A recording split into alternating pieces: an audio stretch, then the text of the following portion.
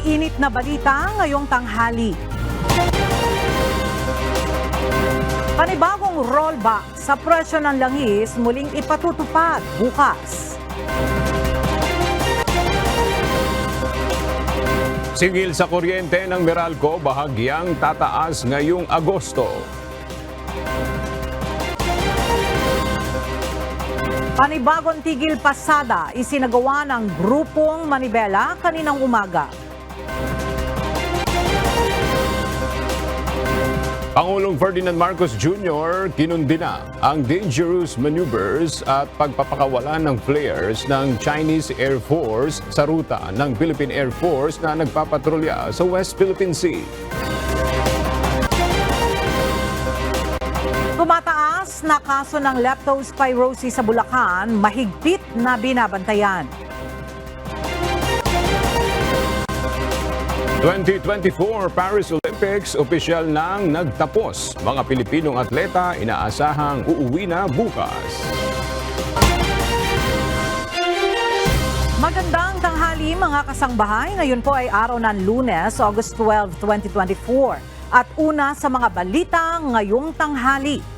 Mariing kinondena ni Pangulong Ferdinand Marcos Jr. ang mapanganib na aksyon at pagpapakawala ng flares ng Air Force ng China sa ruta ng Philippine Air Force habang nagpapatrolya ang mga ito sa Bajo de Masinloc. Naritong report ni Asher Cadapan Jr. Unjustified, illegal at reckless. Ganito ay nilarawan ni Pangulong Ferdinand Marcos Jr. ang ginawang mapanganib na pagmaniobra at pagpapakawala ng China ng mga flares sa ruta ng Philippine Air Force habang nagpapatrolya sa Scarborough Shoal o Bajo de Masinloc na sakop ng teritoryo ng Pilipinas noong Huwebes, August 8. Dagdag pa ng palasyo, hindi pa napapakalma ang tensyon sa pagitan ng China at Pilipinas sa dagat ay nagpapahiwatig na ang insidenteng ito ng instability pati sa Philippine airspace. Hinimok naman ng Pangulo ang China na kumilos ng responsable sa dagat man o sa himpapawid. Giniit din ng Pangulo na patuloy na idadaan ng Pilipinas sa diplomasya at mapayapang paraan ang paglutas sa mga ganitong suliranin sa West Philippine Sea. Sa pahayag naman ng Armed Forces of the Philippines, hindi nasaktan ng piloto at crew ng aircraft, subalit may tuturing pa ring provocative ang aksyong ginawa ng China's People's Liberation Army Air Force o PLAAF at naisapanganib ang buhay ng Philippine Air Force personnel na gumaganap ng tungkulin sa loob ng Philippine Maritime Zones. Iginiit din ni AFP Chief of Staff General Romeo Browner Jr. na ito ay malinaw na paglabag sa aviation safety regulations at international law. Magpapatuloy sila sa kanilang patrol at surveillance operations sa Scarborough Shoal at hindi magpapapigil sa ganitong klase ng insidente. Asher Cadapan Jr., UNTV News and Rescue. Diyos ang aming sandigan, serbisyo publiko ang aming pinahahalagahan. Muling nagsilbi ng warrant of arrest ang National Bureau of Investigation 11 kay religious leader Apollo Kibuloy. Bigo namang mahuli ito ng NBI matapos hindi mahanap si Kibuloy sa KOJC compound sa Buhangin, Davao City. Ang detalye sa ulat ni Lalaine Moreno. Bigo na namang maaresto ng National Bureau of Investigation 11 ang religious leader na si Apollo Kibuloy at 4 na kapwa niya akusado. Nitong Biyernes ng hapon, muling pinuntahan ng NBI 11 ang KOJC compound sa Buhangin, Davao City upang isilbi ang warrant of arrest mula sa korte sa Pasig City at Davao City. Ganon din ang arrest order mula sa Senado.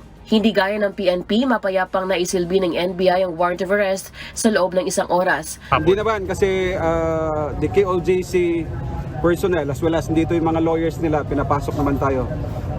Ayon kay NBI 11 Regional Director Attorney Arcelito Albao, nais umano nilang kumpirmahin ng mga kumakalat na impormasyong nasa loob ng compound nagtatago si Kibuloy.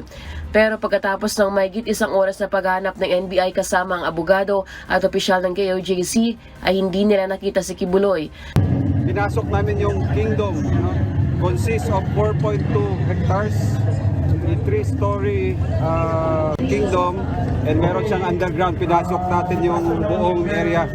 And so far, wala naman tayong nakitang mga akusado, including Pastor Kibuloy. Sakaling sumuko sila sa mga otoridad, ay handa umano silang magbigay ng proteksyon kay Kibuloy at kasamahan nila.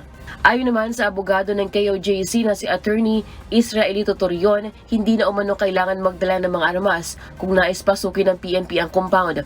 I think there is no need anymore. That would be the 7th or 8th times that they would be doing that, and that would be a disservice already to the warrant. Pero ito naman ang tugon ng KOJC sa hamon ng PNP na magdala ng mahigit 1,000 pulis upang galugarin ang lahat ng sulok ng 30 hektarya na KOJC compound. Hindi kailangan na magdala ka ng maraming armas dito kung makipag-cooperate po sila sa amin. No? Wala namang problema yon if they will properly cooperate with us. No need to show force, no need to bring armalites, no need to bring a lot of helicopters. Si Kibuloy naharap sa kasong human trafficking at sexual and child abuse. Lelaine Moreno, UNTV News and Rescue. Diyos ang aming sandigan, serbisyo publiko ang aming pinahalagahan. Magpapatupad ang Philippine National Police ng bagong estratehiya laban sa iligal na droga. Ayon kay Philippine National Police Chief Police General Romel Francisco Marbil, ito ay ang recalibrated anti-illegal drug strategy na layong maiwasan ang madugong drug war ng pamahalaan. Mula sa Camp Crame, may report si Leia Ilagan live. Leia, ano ang detalye nitong bagong strategy na gagawin ng PNP kontra sa illegal na droga? Magandang tanghali sa iyo, Ella. Target ng bagong estratehiya ng Philippine National Police sa paglaban sa illegal na droga ay ang paglaban sa mismong problema at hindi sa mga small-time o street-level user.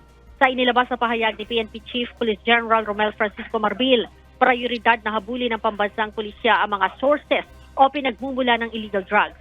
Sa ganitong paraan, nila maiiwasan na maging bloody o madugo ang anti-illegal drug operation ng PNP. Sinabi pa ni Chief PNP na complex ang illegal drug problem sa bansa. Mistulaan niya itong mythical hydra kung saan kahit naputulin ang ulo ay nagre-resulta lamang sa pag-usbong ng mas marami pa. Sa bagong estratehiya niya ng PNP, sa halip na putulin ang ulo, mas target ng PNP na putulin ang katawan o ang mga supply chain, sources at ang sangkot sa illegal drugs trade. Kabilang din sa recalibrated strategy ng PNP ay ang pagpapalakas sa intelligence operations at community engagement para matukoy at madismantle agad ang mga drug trafficking networks. Sa bagong estratehiya, sinabi din ni Chief PNP na layo ng pambansang pulisya na mawakasan ang drug problem sa bansa sa pamamagitan ng compassion at pagsunod sa rule of law. Ella? Maraming salamat, Leia Ilagan.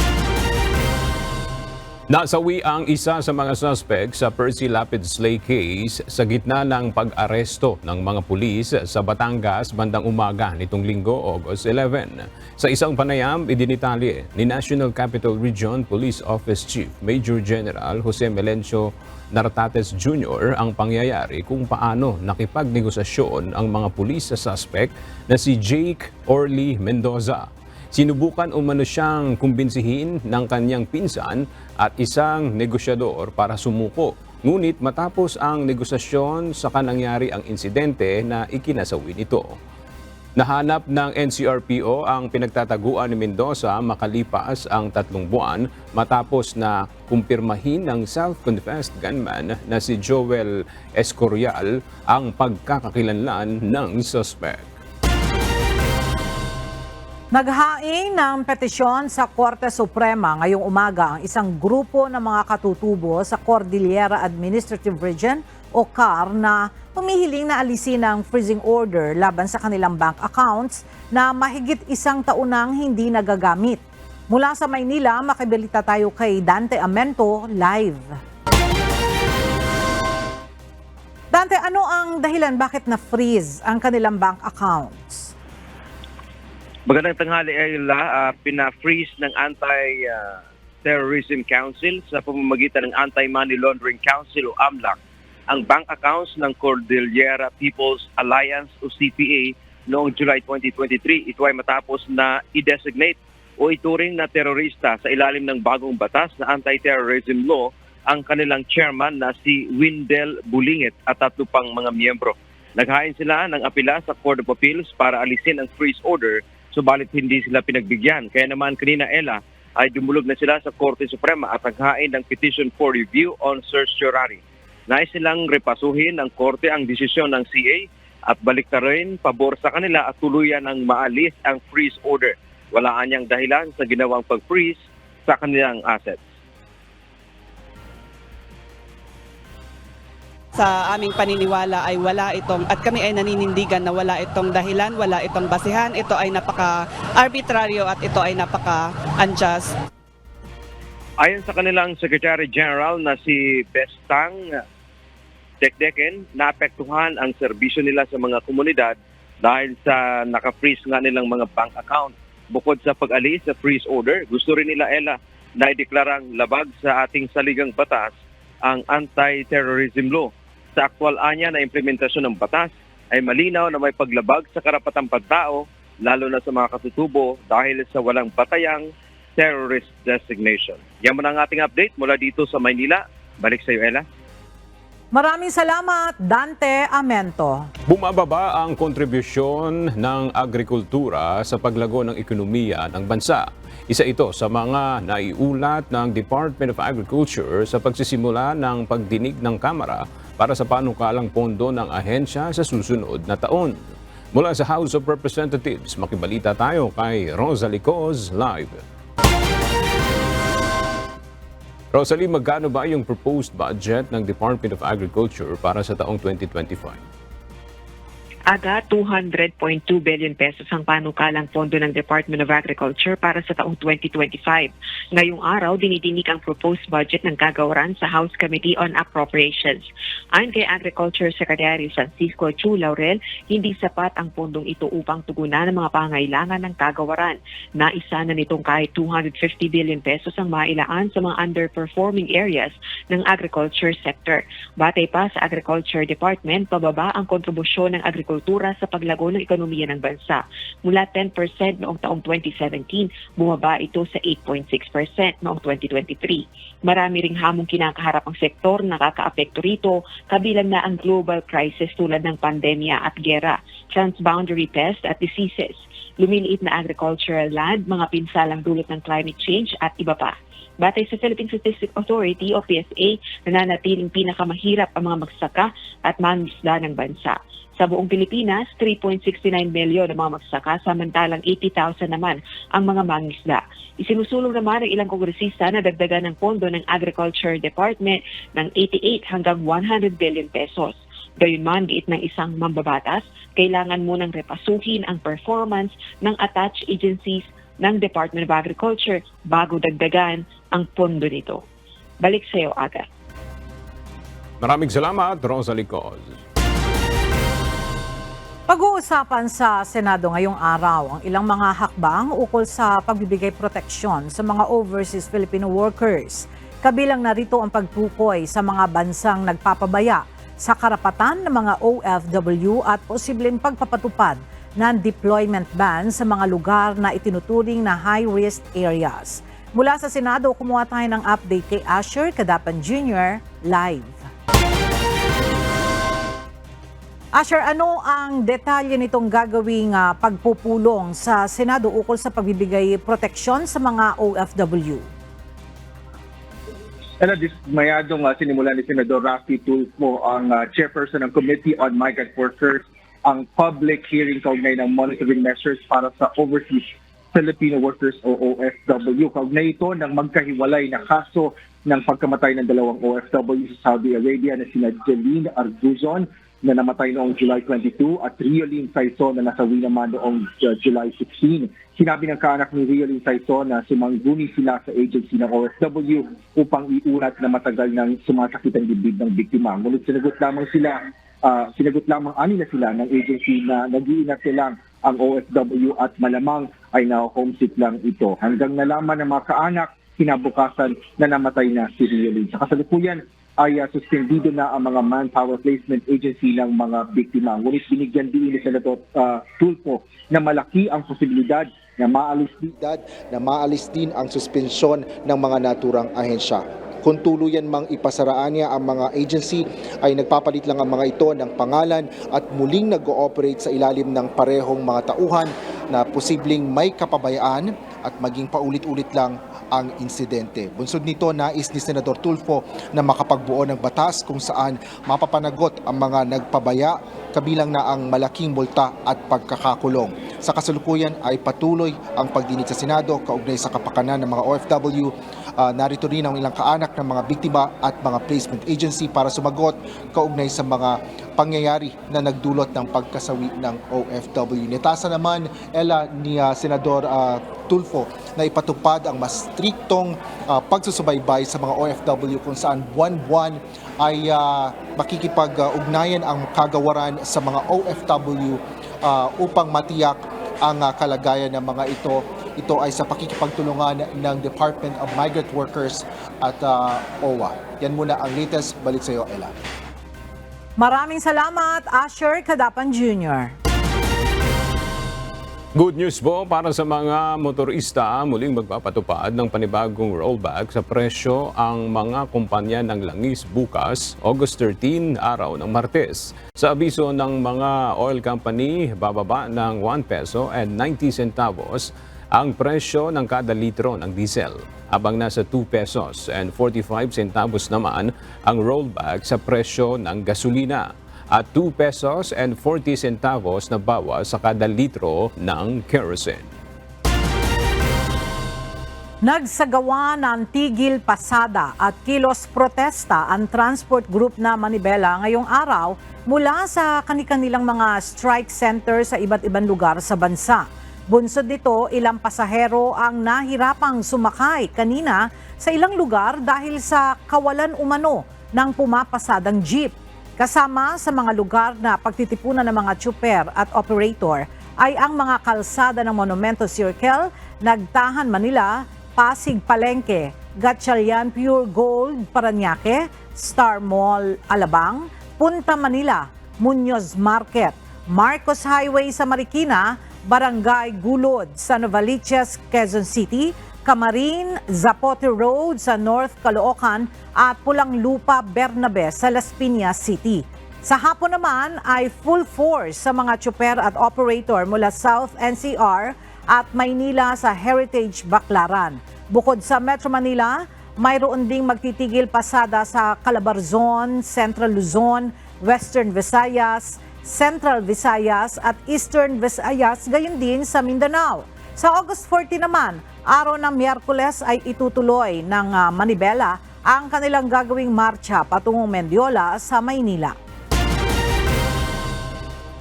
Muling magpapatupad ng dagdag singil sa kuryente ang Meralco ngayong buwan ng Agosto. Sa abiso ng Meralco, magkakaroon ng 0.03 centavos per kilowatt hour na dagdag singil ngayong buwan, bunsod ng pagtaas ng singil sa transmission charge. Nang ang hulugan ito ng dagdag na 7 pesos sa electric bill para sa mga kumukonsumo ng 200 kilowatt per hour sa loob ng isang buwan. 10 pesos kung 300 kilowatt hour, 13 pesos kung 400 kilowatt hour at 16 pesos kung 500 kilowatt hour ang konsumo sa kuryente. Umabot na sa mahigit 150 milyong piso ang tinatayang pinsala ng African Swine Fever o ASF sa mga hog raisers sa bayan ng San Jose sa Occidental Mindoro. Ang detalye sa ulat ni Christian Lopez.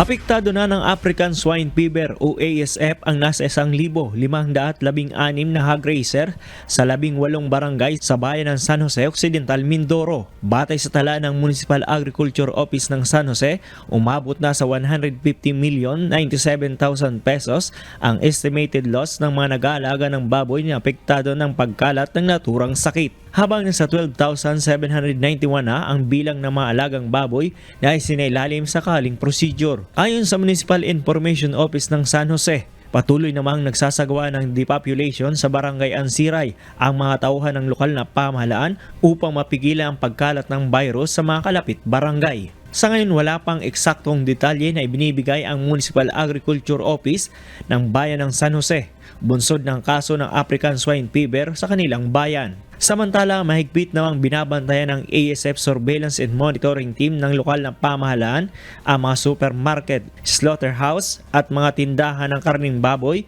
upang malaman kung ito'y dumaan sa pagsusuri o kung mayroon itong meat inspection certificate. Christian Lopez, UNTV News and Rescue. Diyos ang aming sandigan, serbisyo publiko ang aming pinahahalagahan. Matapos ang deklarasyon ng state of calamity sa ilang mga bayan sa Batangas, bunsod ng pagkalat ng African Swine Fever o ASF, ibinibenta na lamang sa mas mababang presyo ang karneng baboy sa mga palengke doon. Mula sa Lipa, Batangas, makibalita tayo kay Lynette Bahe live. Lynette, nasa magkaano na lang ba yung bentahan ng karneng baboy dyan sa mga palengke sa Lipa? Magandang tanghali, Aga. Nasa 50 to 60 pesos na ang binaba ng presyo ng karne ng baboy. Ngayon sa ilang pamilyan sa Batangas, gaya na lang ng palengke dito sa Lipa. Ayon sa mga tindera, sapat pa naman ang supply. Subalit pinipili na lang ng iba na hindi muna magbenta ng baboy dahil matumal nga ang bentahan simula pa noong nakaraang linggo dahil sa epekto ng African Swine Fever o ASF. Sinabi ng mga tindera ng karne ng baboy mula sa 350 per kilo noon ay ibinebenta na nila ito ngayon sa 280 to 300 pesos na lang upang makahikayat ng mga mamimili na nangangamba sa epekto ng sakit ng baboy. Sa kabila nito, napansin natin na marami sa mga mamimili ang nag-aatubiling bumili ng karne ng baboy dahil sa takot sa kumakalat na ASF virus. Ang ilang mamimili nagpasya munang umiwas na huwag munang bumili ng karne ng baboy na nagdudulot ng matumal na bentahan sa palengke. Sa kabila ng takot, may mga ilan pa rin na patuloy na bumibili mula sa kanilang mga suki. Ayon sa kanila, may mga regular na inspeksyon na isinasagawa sa mga produkto bago ito ibenta sa palengke na nagbibigay ng kaunting kapanatagan sa mga mamimili. Dahil sa pagbaba naman ng benta ng karne ng baboy, apektado rin ang mga karinderya sa lugar na nagdudulot ng pangamba sa kanilang kabuhayan.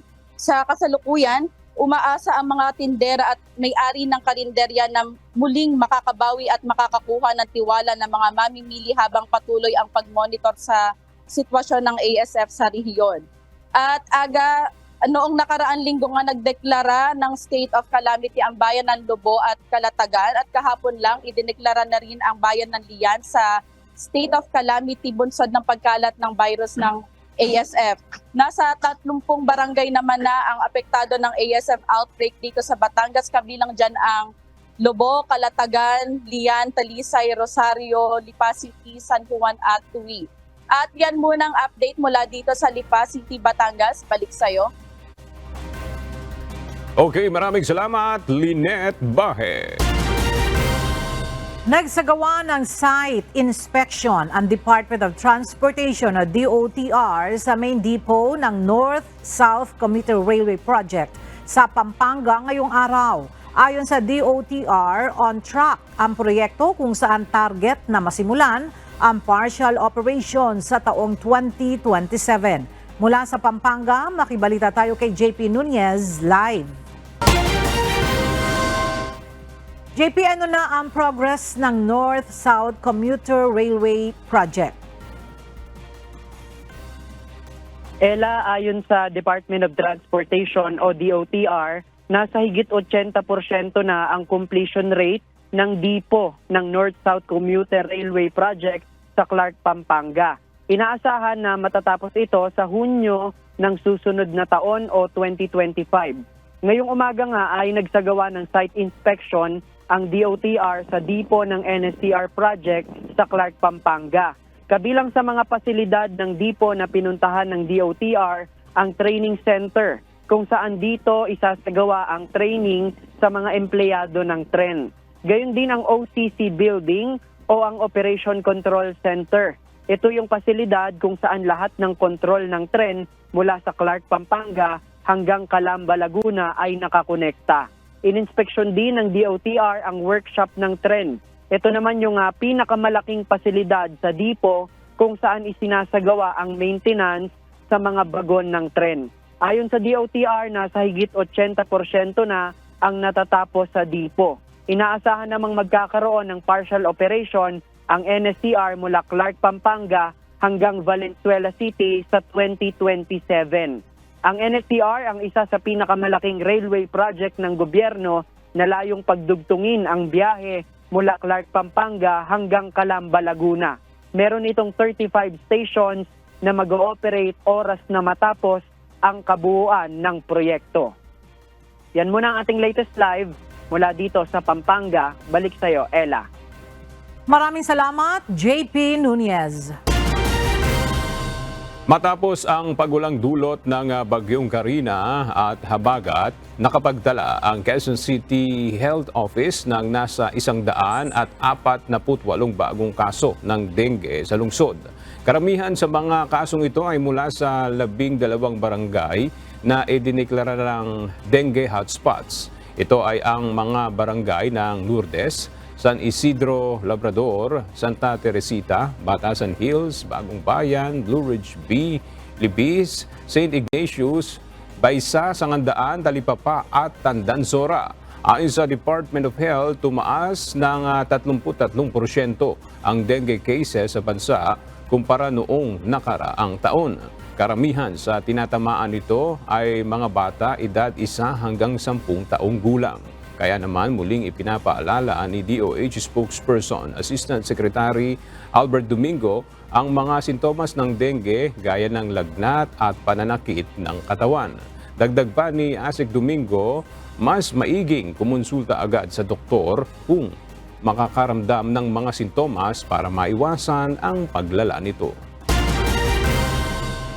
Patuloy ang pagtaas ng bilang ng nagkakasakit ng leptospirosis sa bansa ilang linggo matapos ang Bagyong Karina at Habagat na nagdulot ng matinding pagbaha sa malaking bahagi ng Luzon.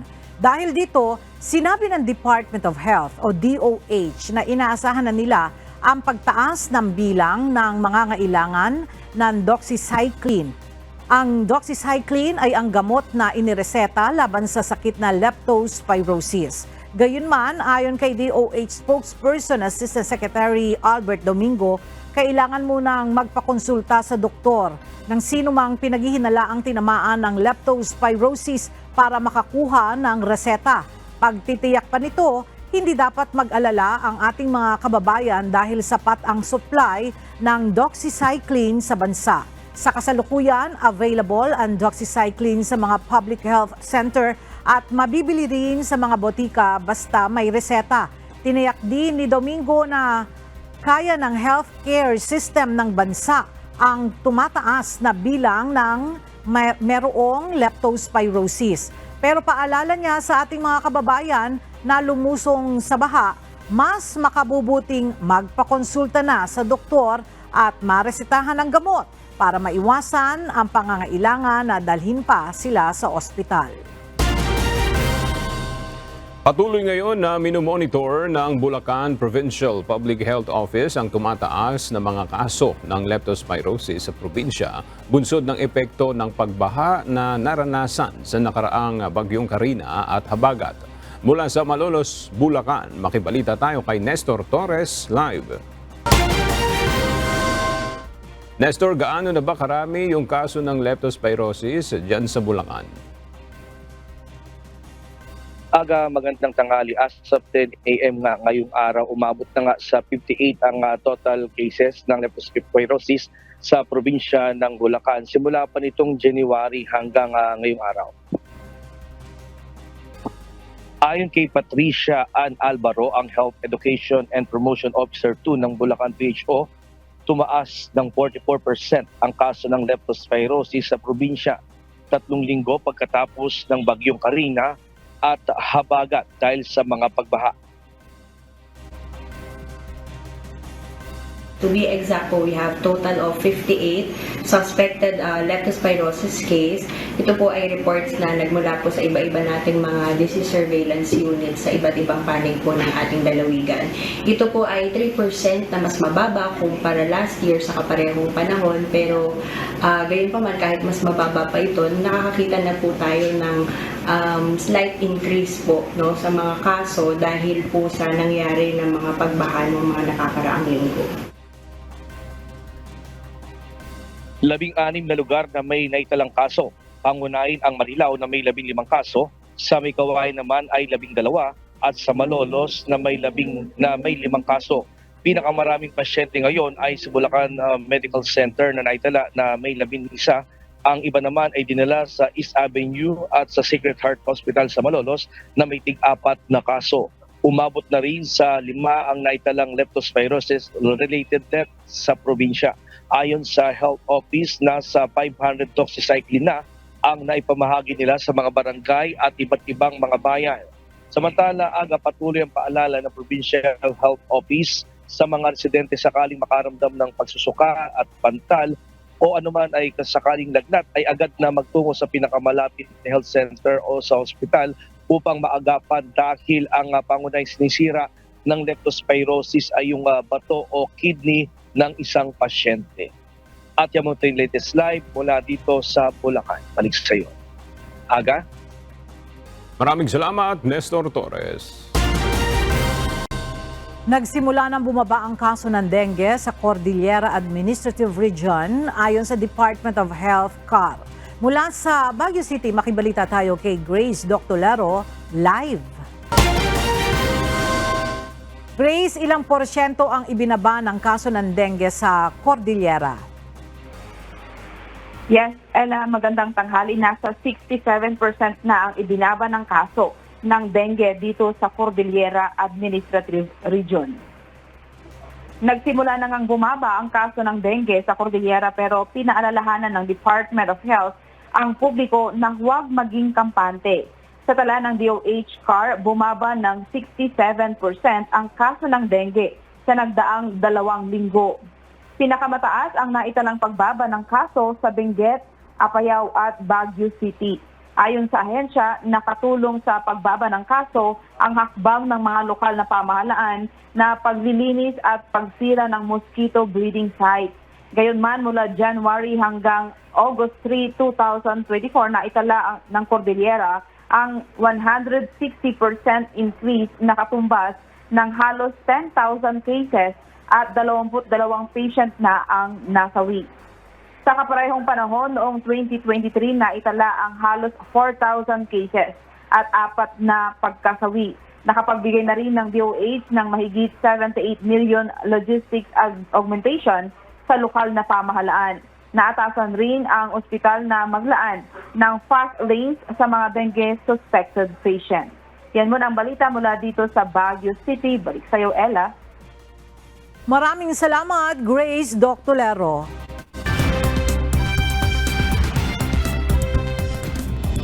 Kabilang sa 62 nasawi sa pagbagsak ng eroplano sa Brazil ang 2 cancer doctors. Na-recover na ang lahat ng labi mula sa lugar sa Sao Paulo kung saan nangyari ang plane crash. Galing sa Cascabel, Paraná ang eroplano at patungo sa pangunahing paliparan sa Sao Paulo nang biglang bumagsak sa Vinhedo. Hindi pa matukoy ng mga otoridad kung ano ang dahilan ng pagbagsak ng eroplano. Ipinaliwanag ni US President Joe Biden ang dahilan ng kanyang pag-atras sa kanyang re-election bid dahil nangamba itong maging totoong distractions sa Democrats ang intra-party battle kaugnay ng kanyang kandidatura. Anya, pangunahin na prioridad ng kanyang withdrawal ang pagkatalo ni Donald Trump sa Nobyembre. Muling iginiip ng 81-year-old na American Chief Executive na walang seryosong suliranin sa kanyang kalusugan. Tiniyak din ito ang lahat ng magagawa niya upang matulungan sa kampanya si Vice President Kamala Harris.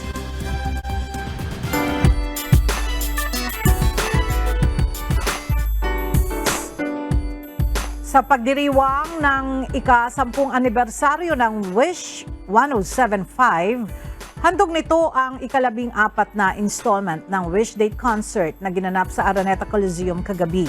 Bukod sa live performances, isa sa highlight ng konsyerto ang pagtulong sa charitable organizations na napili ng Ambassadors of Charity and Goodwill. Ang detalye sa ulat ni Jed Naresina. Isang gabi ng musika, drama at kawang-gawa ang tampok sa espesyal na selebrasyon ng ika-10 anibersaryo ng nag-iisang FM radio on wheels na Wish 1075. Katuwang ang KDR Music House, isang kwento at performances ang muling nagparamdam ng iba't ibang emosyon sa ating wishers.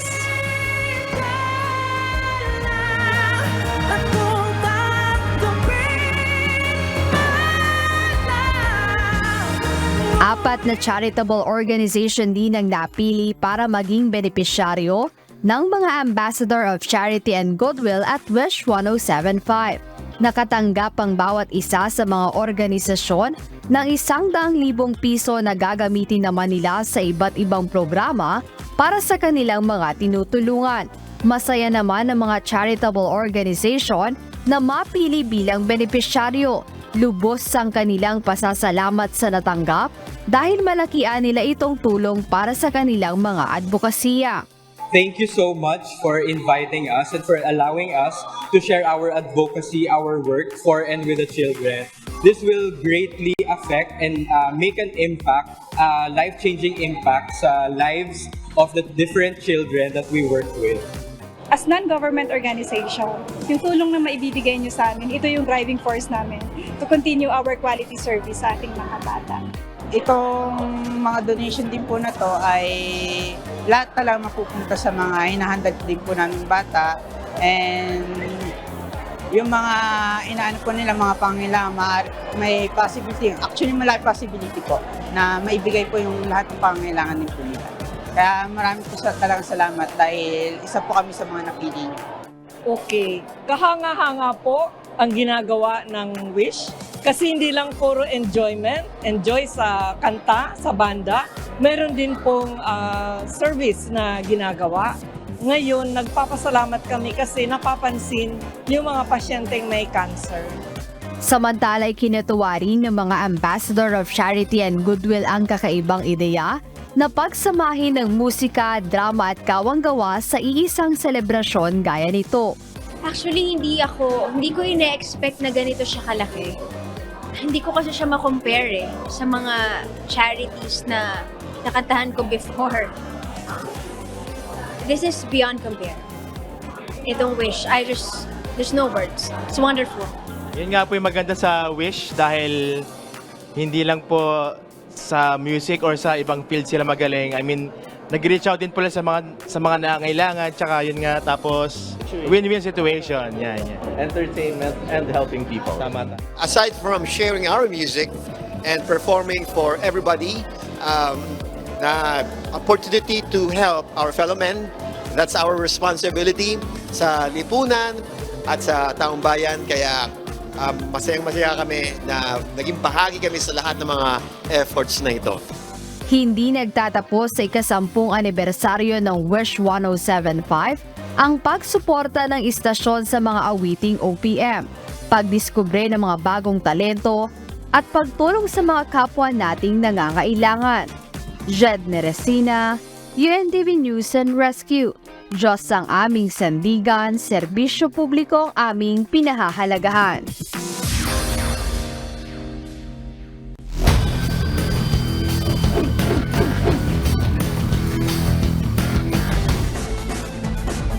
Nagtipon-tipon ang mga bituin sa larangan ng sports, screen at music sa formal na pagtatapos ng Paris Olympics 2024 sa Stade de France. Bahagi ng handover ng Olympic flag ang sikat na aktor at producer na si Tom Cruise. Susunod na host city sa 2028 Games ay ang Los Angeles, California, USA. Tinawag namang sensational games ni International Olympic Committee President Thomas Bach ang Paris Olympics. naging makasaysayan ang pagiging tabla ng Estados Unidos at China dahil sa parehas na nasungkit ng dalawang bansa ang 40 Summer Olympic gold medals. Nakuha naman ng Amerika ang overall medal count at dinaig ang China sa bilang na 126-91. Samantala, mula August 28 hanggang September 8 naman isasagawa ang 2024 Paralympics sa French capital. Nakatakdang dumating bukas ng hapon, August 13 sa Villamor Air Base ang double gold medalist na si Carlos Yulo kasama ang iba pang mga Pilipinong atleta na sumabak sa 2024 Paris Olympics. Ayon sa Presidential Communications Office, personal na sasalubungin at i-welcome ni Pangulong Ferdinand Marcos Jr. ang mga Pinoy Olympian sa Malacanang. Pagkakalooban rin ng Pangulo ng incentives ang mga atleta bilang pagkilala sa kanilang naging performance sa Paris Olympics. Gayon din ang kanilang kontribusyon sa Philippine sports. Matapos ang welcome ceremony, magkakaroon din ng dinner at reception para sa mga atleta.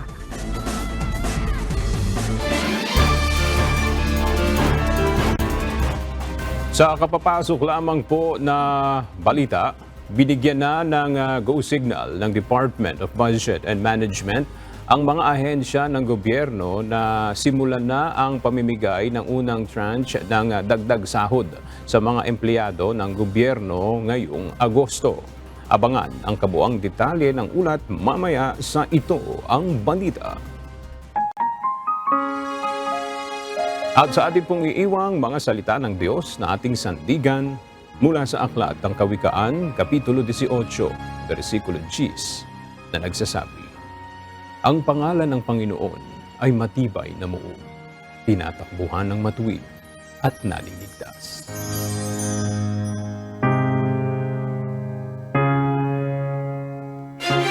At yan ang mga balitang aming tinutukan at inaksyonan dahil sa aming pagbabalita, una, ang pagkalinga sa kapwa. UNTV-C News, may balita saan mang panig ng daigdig. At dito sa UNTV, Diyos ang aming sandigan, serbisyo publiko ang aming pinahahalagahan. Magandang tanghali.